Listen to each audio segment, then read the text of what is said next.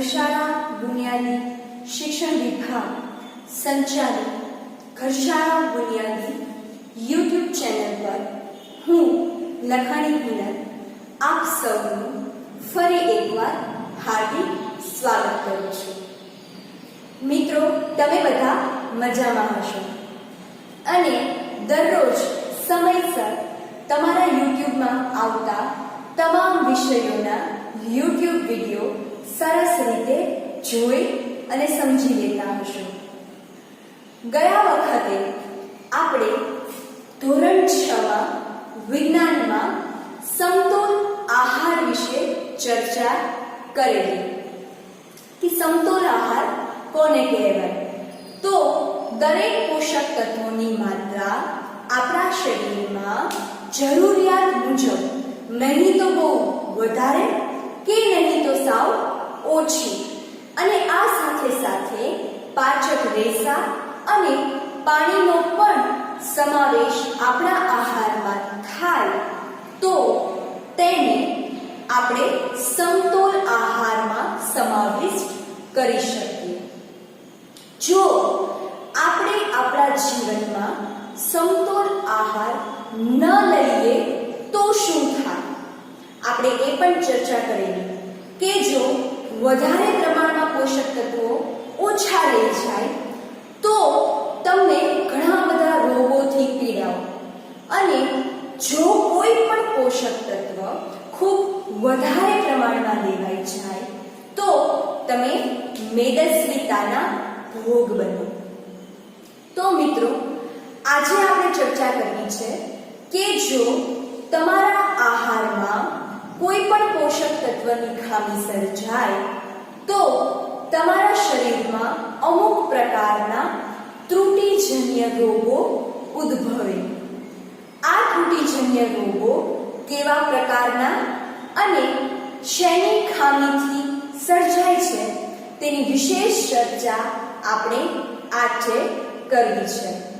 તો ત્રુટિજન્ય રોગ કોને કહેવાય?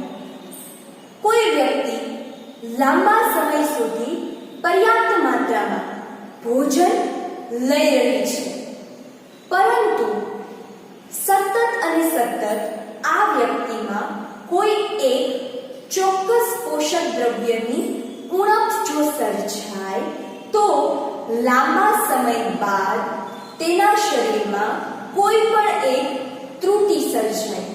ત્રુટિ એટલે ખામી. આવે વખતે તે વ્યક્તિને ત્રુટિજન્ય રોગ થયો છે એવું કહેવાય. દાખલા તરીકે આપણે વિટામિન્સની વાત કરીએ. ઘણા બધા પ્રકારના વિટામિન્સ હોય. Vitamin A, vitamin B, vitamin C, vitamin D, આ બધા મુખ્ય વિટામિન્સ છે. આમના પણ પેટા પ્રકારો પડતા હોય, જેમ કે વિટામિન D માં વિટામિન B1, વિટામિન B12, આ બધા વિટામિન્સથી આપણે માહિતગાર છીએ, આપણે એના નામ સાંભળેલા છીએ. અત્યારે તો લગભગ દરેકને ઘરે ઘરે B12 ની ખામી સર્જાતી જ હોય છે. તમે કદાચ B12 ના ઇન્જેક્શન ડોક્ટર આપતા હોય કે B12 ના ઇન્જેક્શન લખી દીધા હોય એવું તમે સાંભળ્યું હશે. અત્યારે લગભગ ડોક્ટરોનું એવું માનવું છે કે અત્યારે લગભગ પ્રત્યેક વ્યક્તિઓને B12 ની ખામી સર્જાતી જ હોય છે, અને આ B12 ના ઇન્જેક્શનનો કોર્સ તમારે વર્ષ કે 1.5 વર્ષમાં એકવાર કરી જ લેવો જોઈએ કે જેથી કરીને તમને B12 ની ખામી સર્જાય નહીં. B12 ની ખામી સર્જાવા જો તમારા શરીરમાં B12 ની ખામી હોય તો તમને કઈ રીતે એના સિમ્પટમ્સ મળી આવે, જેમ કે તમને સતત શરીરમાં ઝીણો દુખાવો રહેતો હોય, રાતના ઝીણો તાવ આવી જતો હોય, પછી તમને ઘણીવાર બહુ જ કંટાળો આવતો હોય, આખો દિવસ તમને ક્યાંય ચેન ન પડતું હોય, ગમતું ન હોય, આ બધા સિમ્પટમ્સ પણ વિટામિન B12 ની ખામી કે ઉણપ કે ત્રુટિ દર્શાવે છે. તો આવા ઘણા વિટામિન્સ છે કે જેને હિસાબે કોઈ પણ વ્યક્તિમાં થોડી ઘણી ખામી કે ત્રુટિ જો લાંબા સમય સુધી તમે કોઈ એક પર્ટિક્યુલર વિટામિન શરીરને ન આપો તો આવા ત્રુટિજન્ય રોગ સર્જાતા હોય છે.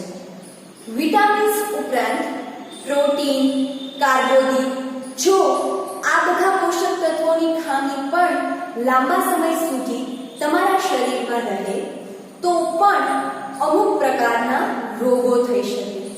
જેમ કે જો તમારા શરીરમાં પ્રોટીનની ઉણપ હોય તો તમારો ચહેરો જે છે એ ફૂલી જવો, તમારી વૃદ્ધિ કુંઠિત થવી.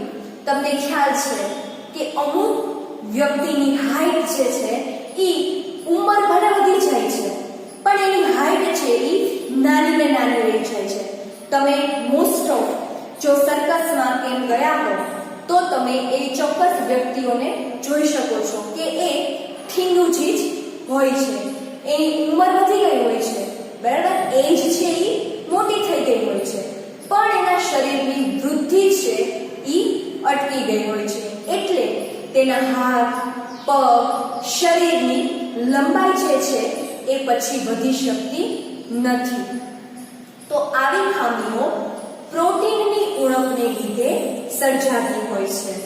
જો કોઈ વ્યક્તિ પ્રોટીનની સાથે સાથે કાર્બોદિતની પણ ઉણપથી પીડાતું હોય તો આવી વ્યક્તિમાં સતત અને સતત વૃદ્ધિનો અભાવ રહે છે.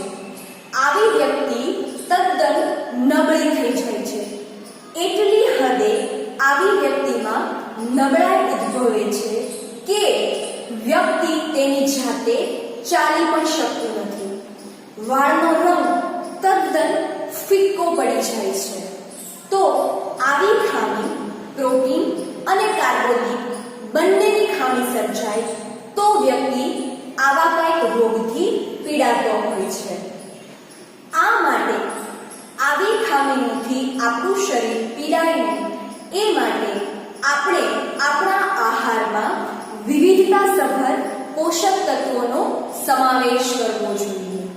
આપણે આપણા આહારમાં કાર્બોદિતનું પ્રમાણ પણ લેવું જોઈએ, સ્ટાર્ચનું પ્રમાણ પણ લેવું જોઈએ, પ્રોટીન પણ સમયે સમયે ખાવું જોઈએ અને વિટામિન્સ પણ પૂરતા પ્રમાણમાં મેળવવા જોઈએ. અને હા, આ સાથે સાથે પાચક રેસા અને પાણીનું પ્રમાણ પણ આપણા શરીરમાં જળવાઈ રહે તેની તકેદારી ચોક્કસપણે રાખવી જોઈએ. અને તેથી જ આપણે આપણા આહારમાં આ તમામ પોષક દ્રવ્યોનો સમાવેશ કરીએ છીએ. આપણે ઘણીવાર શાક તરીકે કઠોળ પણ જમતા હોઈએ છીએ કે જેમાં પ્રોટીન અને કાર્બોદિત સારા એવા પ્રમાણમાં મળી રહેતું હોય છે.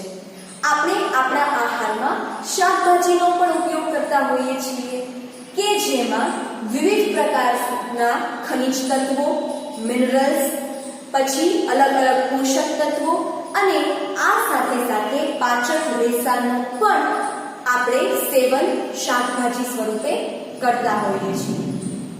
આપણે આહારમાં ઘઉં, ચોખા આ બધું ધાન્ય ખાતા હોઈએ છીએ કે જેમાં સ્ટાર્ચ, કાર્બોદિત આમ શક્તિવર્ધક જે ખોરાક છે એ આપણને બહુ જ સારા પ્રમાણમાં પ્રાપ્ત થતા હોય છે.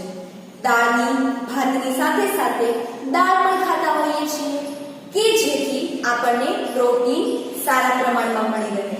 અને હા, દાળ જ્યારે આપણે પીએ છીએ ત્યારે તેની સાથે આપણે પાણી પણ આપણા શરીરમાં રેડતા હોઈએ છીએ કારણ કે આખરે દાળ છે એ પ્રવાહી સ્વરૂપે હોય છે. આપણે અગાઉ વાત કરેલી કે માત્ર પીવાનું પાણી જ આપણે જો પીએ તો તે જ તે આપણા શરીરમાં પાણીની ઉણપ પૂરી કરે એવું નથી. દિવસ દરમિયાન તમે જે કાંઈ પ્રવાહી ખાઓ છો, ચા, કોફી, દૂધ, મધ, દાળ, આ તમામ પ્રવાહીમાંથી પણ આપણું શરીર જે છે એ પાણી એબ્સોર્બ કરતું હોય છે. અને આની સાથે સાથે કેટલાક રસાળ ફળો પણ જો આપણે ખાતા હોઈએ તો એની સાથે પણ આપણે પાણી છે એ મેળવી લેતા હોઈએ છીએ. અને આથી જ ડોક્ટરોનું માનવું છે કે સમગ્ર દિવસ દરમિયાન સિઝનલ કોઈ પણ એક ફ્રૂટનું સેવન આપણે આખા દિવસ દરમિયાન કરવું જોઈએ કે જેથી કરીને આપણને પૂરતા પોષક તત્વો અને પાણી સાથે સાથે પાચક રેસા પણ મળી રહે. અને જે ફ્રૂટ્સ એવા છે કે જે છાલ સહિત ખાઈ શકાય એવા ફળોને છાલ સહિત જ આપણે ખાવા વધુ ફાયદાકારક છે. હા, એવા અમુક ફળ છે કે જેની છાલ નથી ખાઈ શકાય, જેમ કે દાડમ, કેળા, અનાનસ, તો એની છાલ ભલે આપણે કાઢીએ, પણ અમુક એવા ફ્રૂટ છે કે જેની છાલ સહિત પણ તમે એને ખાઈ શકો તો તેને છાલ સહિત જ ધોઈને ખાવા વધારે ફાયદાકારક છે. આમ ખાવાથી બે પ્રકારનો ફાયદો થશે. એક તો છાલમાં જે પોષક તત્વો છે તે ખૂબ જ સારા પ્રમાણમાં મળી રહેશે, અને બીજું છાલમાં રહેલા પાચક રેસા છે એ વધુ ને વધુ આપણા શરીરમાં જશે કે જેથી આપણા શરીરમાં જે અપાચિત કચરો છે એનો નિકાલ શરીરમાંથી ખૂબ સારી રીતે થઈ જશે, જેથી આપણું શરીર લાંબા સમય સુધી તંદુરસ્ત અને સ્વાસ્થ્યપ્રદ રહી શકે. મિત્રો, આપણે જઈ રહ્યા છીએ હવે આપણા પાઠના અંત તરફ. પાઠના અંતે ખૂબ જ મહત્વનું તમારે એક કોષ્ટક ભણવામાં આવે છે કે જેમાં વિટામિન્સની વિગતો, વિટામિન્સ શેમાંથી મળે છે એના સ્ત્રોતો, અને આ વિટામિન્સની જો ખામી કે ઉણપ તમારા શરીરમાં વર્તાય તો કેવા કેવા સિમ્પટમ્સ તમને તમારા શરીરમાં જોવા મળે તેની વિગત આપેલી છે. તો આપણે તેની ડીપમાં ચર્ચા કરીએ. પહેલું આપણે જોવું છે વિટામિન એ વિશે. ખાસ યાદ રાખતા જજો, પાકું કરતા જજો. આ કોષ્ટક જોડકામાં પૂછાઈ શકે તેવી સંભાવના ખૂબ જ વધારે છે. તો આપણે શરૂઆત કરીએ વિટામિન એ થી. વિટામિન એ, જો તમારા શરીરમાં વિટામિન એ ની ઉણપ સર્જાય તો તમે જે છે એ રતાંધળાપણાથી કે પછી દ્રષ્ટિહીનતાથી પીડાવા લાગો. જો તમારા શરીરમાં લાંબા સમય સુધી વિટામિન એ ની ઉણપ સર્જાય તો કાં તો રતાંધળાપણું તમને પર્ટિક્યુલર કાં તો દિવસે બતાય અને રાતે ન બતાય, અથવા રાતે બતાય અને દિવસે ન બતાય, તો આવી તમને તમારી દ્રષ્ટિમાં ખામી સર્જાય. અને જો આવું થવા છતાં પણ તમારા શરીરમાં જો તમે વિટામિન એ પૂરતા પ્રમાણમાં ન લો તો ધીરે ધીરે રતાંધળાપણામાંથી દ્રષ્ટિહીનતા તમને પછી કોઈ જ વસ્તુ દિવસે કે રાતે બતાય જ નહીં એવા રોગથી શરીર છે એ પીડાવા લાગે. તેના ચિહ્નો તમને કઈ રીતે ખબર પડે કે આપણા શરીરમાં વિટામિન એ ની ઉણપ છે, તો તેના ચિહ્નો સિમ્પટમ્સ કેવા હોય?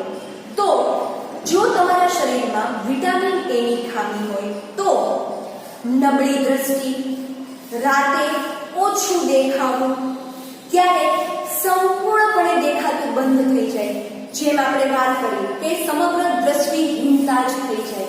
તમને ન તો પછી રાતે દેખાય કે ન તો દિવસે દેખાય. તો તમારા શરીરમાં જો સતત અને સતત વિટામિન એ ની ઉણપ સર્જાય તો ધીરે ધીરે રતાંધળાપણું અને છેવટે તમે દ્રષ્ટિહીનતાથી પીડાવા લાગો. એની પછી આપણે કરીએ વિટામિન ડી ની વાત. પર્ટિક્યુલર વિટામિન ડી માં આપણે ચર્ચા કરીએ વિટામિન B1 ની. જો શરીરમાં B1 ની ખામી હોય તો બેરીબેરી એવો એક રોગ છે. બેરીબેરીમાં શું થાય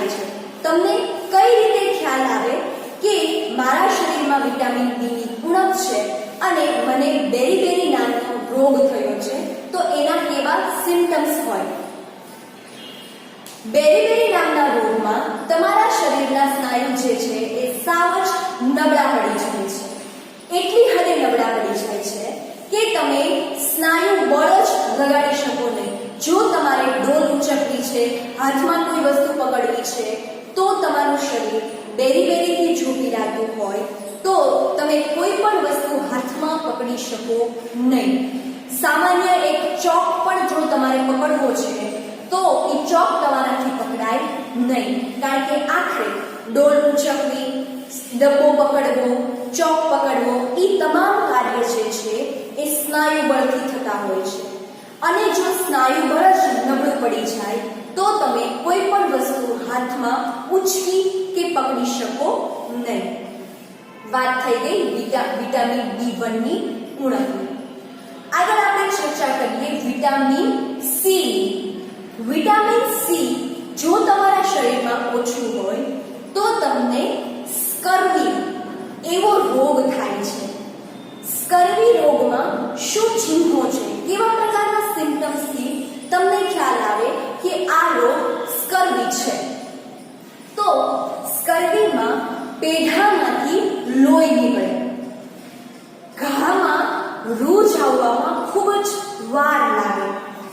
જો તમને સ્કર્વી નામનો રોગ થયો હોય અથવા તો તમારા શરીરમાં વિટામિન સી ની ઉણપ હોય તો શું થાય છે? તમારા પેઢા સતત અને સતત લોહીનો સ્ત્રાવ કરે છે. તમારા મોઢામાં સતત ને સતત લોહી ઝરતું હોય અને તમે જો થૂકો કે કોગળા કરો તો એમાં લોહી પડે.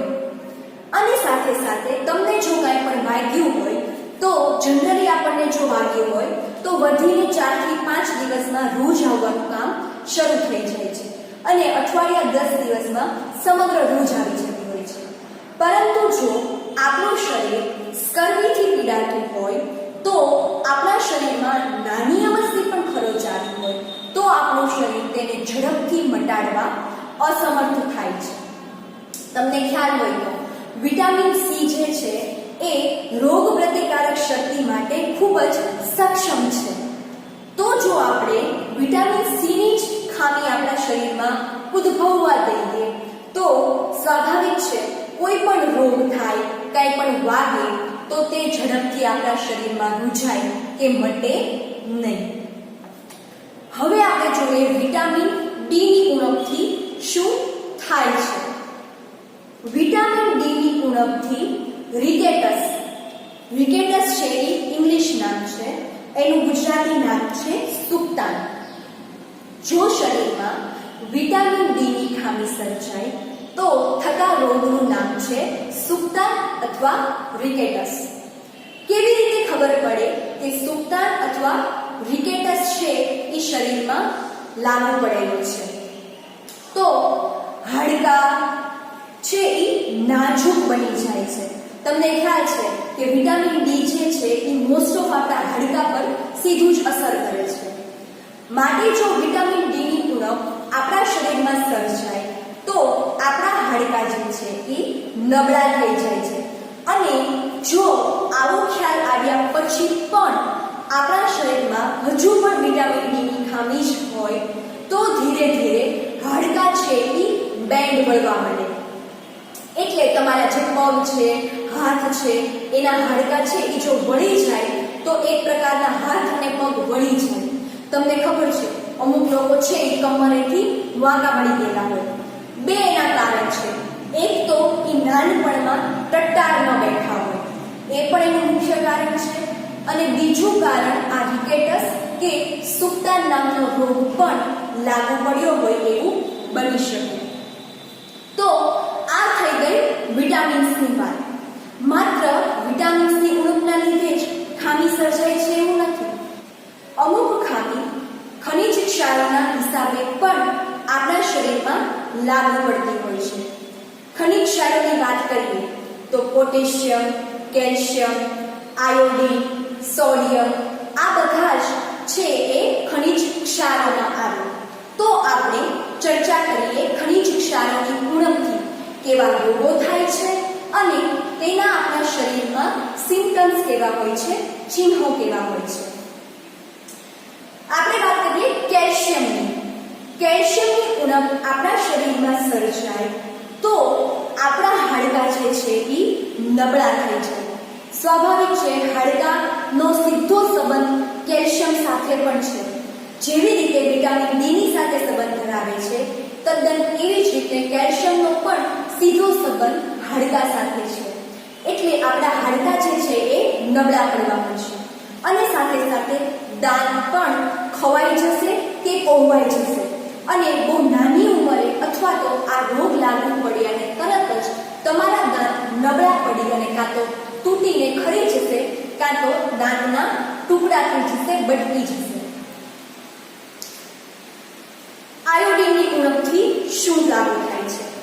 આપણા શરીરમાં જો આયોડિનની ખામી હોય તો ગોઈટર નામનો રોગ થાય છે.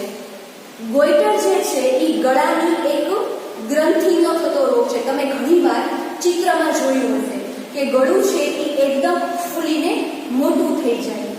ખાસ આયોડિનની જો ઉણપ સર્જાય તો આ પ્રકારનો રોગ થવાની બહુ મોટી સંભાવના છે. અને માટે જ તમે એડવર્ટાઇઝમાં અત્યારે જોતા હશો, જ્યારે કોઈ પણ મીઠા કે સોલ્ટની એડવર્ટાઇઝ તમે ટીવીમાં જુઓ ત્યારે ખાસ એમાં બોલે છે કે આયોડિન યુક્ત નમક. આયોડિનનો મોટો સ્ત્રોત જો કહી શકાય તો એ છે મીઠું. આપણે જે સાગર કે દરિયામાંથી મીઠું મળે છે એ ડાયરેક્ટ ઉપયોગમાં લેતા નથી. એને પહેલાં મોટા કારખાના અને કંપનીઓમાં તેના પર પ્રોસેસ થાય છે અને પછી આપણે આપણા ઘરે લાવી અને જેમાંને શાકમાંને અલગ અલગ ખાદ્ય સામગ્રીમાં નાખી અને વપરાશ કરતા હોઈએ છીએ. તો આયોડિન છે એ આપણને એમાંથી પ્રાપ્ત થઈ રહી છે. તો આયોડિનની ખામી જો આપણા શરીરમાં સર્જાય તો ગોઈટર નામનો રોગ થવાની સંભાવના રહે છે.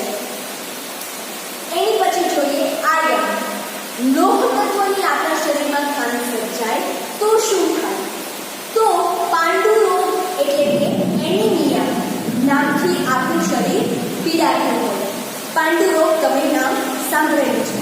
હવે તો જો કે એ રોગ લગભગ નાબૂદ થઈ ગયો છે, પણ જ્યારે પહેલાં આવા પોષક તત્વો અને તેની ખામી શું થાય છે એ લોકોને જ્યારે ખબર નહોતી ત્યારે લોકો પાંડુ રોગથી ખૂબ જ પીડાતા હતા. તો મિત્રો, આ આખી સમગ્ર વાત થઈ ગઈ કોઈ પણ ખોરાકના ખાદ્ય સામગ્રીના પોષક તત્વોની તમારા શરીરમાં લાંબા સમય સુધી ઉણપ રહી જાય તો કયા પ્રકારના રોગ થઈ શકે અને આ રોગના તમારા શરીરમાં ચિહ્નો કયા પ્રકારના હોય. તો મિત્રો, અહીં આપણું 6થા ધોરણનું ચેપ્ટર 2 આહારના ઘટકો પૂર્ણ થાય છે. આશા છે કે તમને દરેકને આ ચેપ્ટર સરસ રીતે સમજાઈ ગયું હશે. આપણી રીત ભૂલાય નહીં. વિડીયો જોઈ લીધા પછી આપણે આપણી ટેક્સ્ટ બુકમાંથી લાઈન ટુ લાઈન રીડ કરી લેવાની છે. તો મિત્રો, આપણે ફરી મળીશું આવતા YouTube વિડીયોમાં નવા પાઠ સાથે, નવી જાણકારીઓ સાથે. ત્યાં સુધી તમામ મિત્રો જે વિડીયો મોકલે છે તે જોતા રહો, સમજતા રહો. તો મિત્રો, બાય બાય.